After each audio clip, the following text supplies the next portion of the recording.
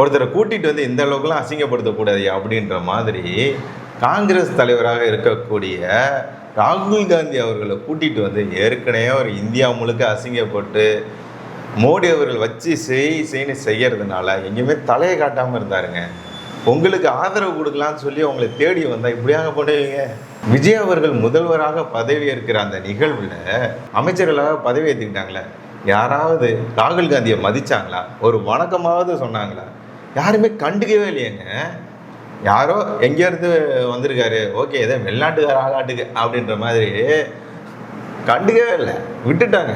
விஜய் அவர்களுக்கு வணக்கம் சொல்கிறாங்க, கட்டி பிடிக்கிறாங்க, நன்றி சொல்கிறாங்க.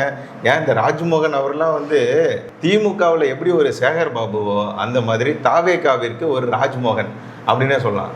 கடவுள் மீது ஆணையாக அப்படின்னு சொல்லி விஜய் அவர்கள் முதல் கொண்டு எல்லாருமே கடவுள் மீது ஆணையாகன்னு மேலே கை நீட்டு சொல்கிறது, இல்லைன்னா மக்களை பார்த்து சொல்கிறது, இந்த இதெல்லாம் பண்ணாங்க. ஆனால் ராஜ்மோகன் மட்டும்தான் கடவுள் மீது ஆணையாகன்னு சொல்லும்போது விஜய் அவர்களை பார்த்து சொல்கிறாரு. ரொம்ப முடியல, அந்த அளவுக்கு வந்து அவர் பண்ணியிருந்தாரு. இதில் ராகுல் காந்தியை வச்சுக்கிட்டு ராகுல் காந்தியை மதிக்காமல் எல்லாரும் போகிறாங்க, பதவி ஏற்கிறாங்க, வராங்கன்னு இருக்கு. ராகுல் காந்தி அப்படியே உட்காந்துட்டு சிரிச்சுக்கிட்டே இருக்கு. இவனுங்களும் நம்மளை மதிக்கலையா அப்படின்னு சொல்லி ரொம்ப போங்க என்னத்தை சொல்கிறது. அப்படி இருக்கும்போது இதெல்லாம் தாண்டி ஒரு படி மேலே போய் விஜய் அவர்கள் இருக்கார்ல, அவர் முதல்ல ஸ்டாலின் அவர்களுக்கு ஒரு அடியை போட்டார். என்ன அப்படின்னா, நான் முதல் வேலையாக என்ன பண்ண போகிறேன் அப்படின்னா ஒரு வெள்ளை அறிக்கையை வெளியிட போகிறேன். தமிழகத்தின் தற்போதைய கடன் என்ன அப்படின்றத ஒரு வெள்ளை அறிக்கையாக வெளியிட போகிறேன். இந்த திமுக ஆட்சியில் இருந்தபோது கஜானாவையே தொடச்சி வச்சுட்டு போயிட்டாங்க, அதனால் கொஞ்சம் எனக்கு டைம் கொடுங்க, நான் அதுக்குள்ளே இதெல்லாம் சரி பண்ணிடுறேன்னு இருக்காரு. சரி பண்ணுவார்னு சொல்லி நம்ம நம்புகிறோம். அந்த இதனால் வெள்ளை அறிக்கைனாவே ஏற்கனவே திமுகவுக்கு ரொம்ப பயத்தில் இருப்பாங்க. ஏற்கனவே திமுகவினருக்கும் வெள்ளை அறிக்கைக்கும் ஆகாது. வெள்ளை அறிக்கையை சொன்னாலே பயத்தில் ப்ரெஸ் மீட்டு கூட கொடுக்காம ஓடி போயிடுவாங்க. அதை ஸ்டாலின் அவர்களுமே பண்ணுவார். வெள்ளை அறிக்கைவா, அது கொடுக்கறது மரபு கிடையாது அப்படிம்பாரு, மாண்பு கிடையாது, அது தவறு அப்படின்லாம் பேசிகிட்டு இருப்பார். அதே அந்த கட்சியில் இருந்த டிஆர்பி ராஜா இப்போ தோற்று போயிட்டாரு. அவர் வந்து வெள்ளை அறிக்கை கேட்கும்போது ஒரு A4 சீட்டை காட்டிட்டு இதான் வெள்ளை அறிக்கை அப்படின்னு இந்த மாதிரிலாம் இவங்க பண்ணிட்டு இருக்கும்போது விஜய் அவர்கள் தான் தரமான சம்பவத்தை பண்ணியிருக்கிறார். வெள்ளை அறிக்கை கண்டிப்பாக நாங்கள் வெளியிடுவோம் அப்படின்னு சொல்லி சொன்னதுனால இவங்கெல்லாம் திரும்ப பயத்துக்கு வந்துட்டாங்க. ஸ்டாலின் அவர்கள்லாம் இது வந்து எப்படி நாங்கள் ஒரு வரம்புக்கு உட்பட்டு தான் வாங்கியிருக்கோம் கடன் அப்படின்லாம் சொல்லி விஜய் அவர்களை இப்போவே எதிர்த்து பேச ஆரம்பிச்சிட்டாங்க. மேடையில் வச்சு ஸ்டாலின் அவர்களுக்கு இப்படி ஒரு பயத்தை கொடுத்துருந்தாரா, வெள்ளை அறிக்கை வெளியிடுவோம் அப்படின்னு சொல்லி. இன்னொன்று, இங்கே வந்து பவர் சென்டர்னு சொல்லி இந்தாண்ட ஒரு பவர் சென்டர், இந்தாண்ட ஒரு பவர் சென்டர் அப்படிலாம் கிடையாது. ஒரே சென்டர், பவர் சென்டர் நான் தான் அப்படின்னாரு. ஏன் அப்படின்னா திமுகவில் முதல்வர்னா யாருன்னே தெரியாதுங்க. 4-5 முதல்வர் இருக்கிறதா சொன்னாங்க அப்போது. ஏன் அப்படின்னா உதயநிதி ஒருத்தர், சபரீஷன் ஒருத்தர், அடுத்தது துர்கா ஸ்டாலின் ஒருத்தங்க, அடுத்தது ஸ்டாலின் அவர்கள் அப்படின்னு சொல்லிட்டு இருப்பாங்க. திமுகவில் மொத்தம் 4 முதல்வர்கள் அப்படின்னு சொல்லிட்டு இருந்தாங்க. ஆனால் இப்போலாம் அப்படி கிடையாது. ஒரே பவர் சென்டர் நான் தான் அப்படின்னாரு. அப்புறம் ராகுல் காந்தியை மேடையில் வச்சுக்கிட்டு ஏற்கனவே இவங்க கட்சிக்காரங்க ராகுல் காந்தியை மதிக்கலை. இவருமே ஒரு அடியை போட்டாருங்க. என்ன தெரியுங்களா, நான் மன்னர் குடும்பத்திலிருந்து வரல அப்படின்றது. ஒரு சாதாரண எளிய குடும்பத்திலிருந்து வந்திருக்கேன், பசினா என்னன்றது எனக்கும் தெரியும் அப்படின்னு சொல்லி மன்னர் குடும்பத்திலிருந்து நான் வரலை அப்படின்னு சொல்லியிருக்கிறார். ராகுல் காந்தி பேந்த முழிக்கிறார், ஐயோ நீயுமாயா அப்படி பண்ணுவ அப்படின்னு சொல்லிட்டு. ஆனால் பாருங்க, ஏற்கனவே ஸ்டாலின் அவர்களை தோற்கடிச்சாச்சு. எது திமுக தலைவர் ஸ்டாலின் அவர்களையே அவரோட சொந்த தொகுதியிலேயே திமுக கோட்டையவே ஓட்ட போட்டார் விஜய் அவர்கள். அடுத்ததா திமுக கூட்டணியவும் அப்படியே ஒன்றா உடைக்க ஆரம்பிச்சிருக்கிறார். ஏன் அப்படின்னா இதில் நாம் பேசுனதெல்லாம் என்ன அப்படின்னா, எதிர்கட்சி வரிசையில் இருக்கக்கூடிய திமுகவிற்கு அதற்கு ஆதரவு கொடுத்த எதிர்கட்சியாக அமர வைத்த கட்சிகளான விசிகா, காங்கிரஸ், கம்யூனிஸ்ட், இந்த கட்சிகள்லாம் சேர்ந்து தான் ஆளுங்கட்சியாக தாவேகாவை அமர வைக்கிறது. இது ஸ்டாலின் அவர்கள் போட்ட ஒரு ஸ்கெட்சா என்னன்றது தெரியல. விஜய் அவர்களை சிக்க வைக்க போகிறாரா, தன்னுடைய கட்டுப்பாட்டில் தாவேகா ஆட்சியவும் கொண்டுட்டு வர போகிறாரா அப்படின்ற கேள்விகள்லாம் இருக்குது. அதுக்கான பதில் என்னன்றது தெரியல. ஆனால் இப்போது வரக்கூடிய சம்பவங்கள்லாம் பார்க்கும்போது நமக்கு தெரிஞ்சு விஜய் அவர்கள் தான் திமுக கூட்டணியவே உடைக்க போகிறார். ஏன் அப்படின்னா இவர் கட்சிக்கு ஆதரவு கொடுத்த உடனே கம்யூனிஸ்ட் கட்சி சொன்னாங்க, நாங்கள் ஒரு இண்டிபெண்ட் பார்ட்டி, யாருக்கிட்டையும் அனுமதி கேட்கணும்னு அவசியம் எங்களுக்கு கிடையாது அப்படின்னு சொல்லி திமுகவை எதிர்த்து பேச தொடங்கினாங்க.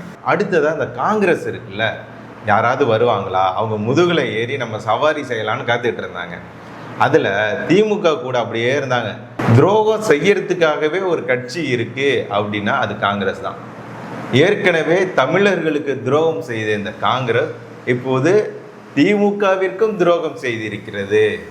அந்த வகையில் திமுகவை கை கழுவிட்டு இந்த கை என்ன பண்ணிருச்சு அப்படின்னா போய் விஜய் அவர்களோட முதுகில் தொங்க ஆரம்பிச்சிருக்கு இப்போ. அதனால் திமுக கூட்டணியில் இருந்த இந்த கட்சியும் புட்டுக்கிட்டு போயிடுச்சு. காங்கிரஸ் இத்தனை ஆண்டுகளமாக ஒருத்தருக்கு ஒருத்தர் மாற்றி மாற்றி காரி துப்பிக்கிட்டாலும் ஆனால் ஒரே கூட்டணியில் தான் இருந்தாங்க.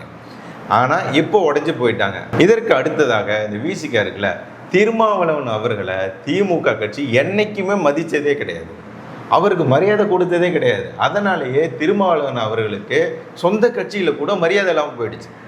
ஏன் அப்படின்னா திருமாவளவன் அவர்களை என்னைக்காவது திமுக தலைவர் ஸ்டாலின் அவர்கள் வீட்டுக்கு கூப்பிட்டு ஒரு விருந்தாவது வைத்தது உண்டா? ஒரு நல்ல சேராவது கொடுத்துருக்கிறாரா? இல்லை அதிகப்படியான எண்ணிக்கையில் இடங்களாவது போட்டியிட கொடுத்துருக்கிறாரா?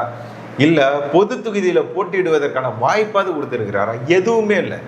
திமுகவானது விசிகாவை சும்மா ஒரு இடம் கொடுத்து கட்டுப்பாட்டில் வச்சுக்கிட்டு இருந்தது. அதெல்லாம் பார்த்துக்கிட்டு இருந்த தொண்டர்கள் இப்போ நமக்கு ஒரு நல்ல வாய்ப்பு கிடைச்சிருக்கு, தாவேக்காவுக்கு நம்ம ஆதரவு கொடுப்போம், தாவேக்கா பக்கம் நம்ம போயிடலாம் அப்படின்னு சொல்லிட்டு ஏற்கனவே அதிகப்படியான தொண்டர்கள் தாவேக்காவுக்கு தான் ஆதரவு கொடுத்தாங்க, தாவேக்கா பக்கம் போயிட்டாங்க. மீதி இருந்த விசிகாவினரும் இப்போ தாவேக்காவிற்கு முழுமையாக ஆதரவு கொடுக்க தொடங்கிட்டதுனால திருமாவளவன் அவர்களும் ஓகே, மரியாதை கிடைக்காத இடத்துல ஒரு மானமுள்ள தமிழனுக்கு என்ன வேலை அப்படின்னு சொல்லிட்டு அங்கே போயிட்டார்.